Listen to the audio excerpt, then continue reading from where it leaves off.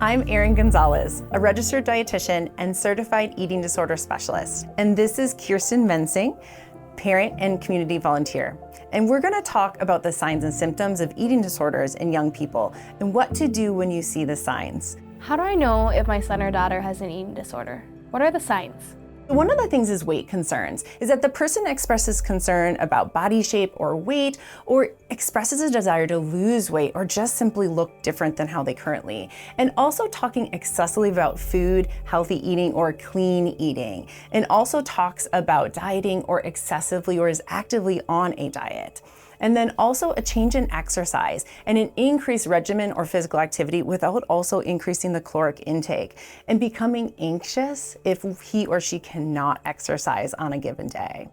But what should we be watching for with their eating habits? So one of the big ones is meal preparation, and they become really unusually interested in cooking, but it might not actually be eating the meals or the treats that they make. And they might make one's own safer meals instead of eating what everyone else is eating in the family. So they kind of separate themselves from that traditional family mealtime. And they also start displaying a lot of control over the food that he or she is eating. And they become really upset when unable to control a situation that's related to food. And then also just engaging in these odd behaviors during and after meals. So sometimes they might end up escaping to the bathroom after eating a meal, and that's very concerning. And then making frequent excuses to use that bathroom after a meal, and then refusing to eat just in anyone else's presence because social isolation and just anxiety around eating around others is very pertinent as well. And then also engaging in just strange rituals with food. So this could look like cutting food into smaller pieces or just moving the food around and seeming disengaged in the process of eating altogether. Will their emotions give us any clues? Absolutely. Their mood definitely changes and appears a lot more depressed, oftentimes more anxious, and oftentimes they just kind of take themselves away from activities that they're usually a lot more interested in. But they're teenagers.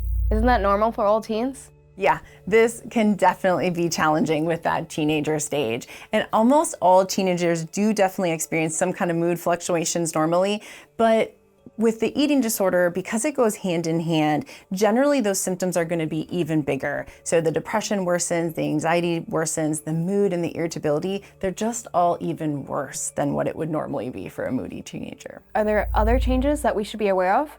Yeah, absolutely. Paying attention to their energy and behavior is really important.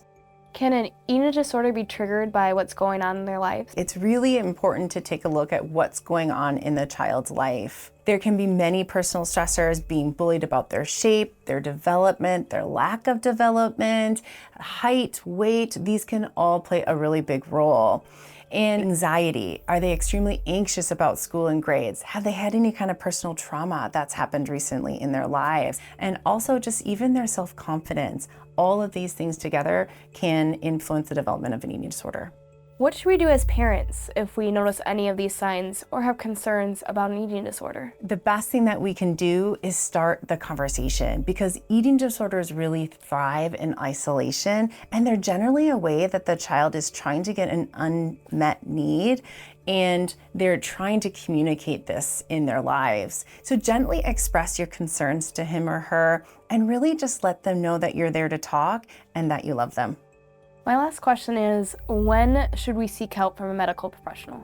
It's never too soon or too early to seek help from a medical professional. So if you're noticing any of the signs and symptoms that we talked about today, then now is the time to go and start having those conversations with that healthcare professional. And getting them that help early can really guide them on their journey towards good health and really quick recovery.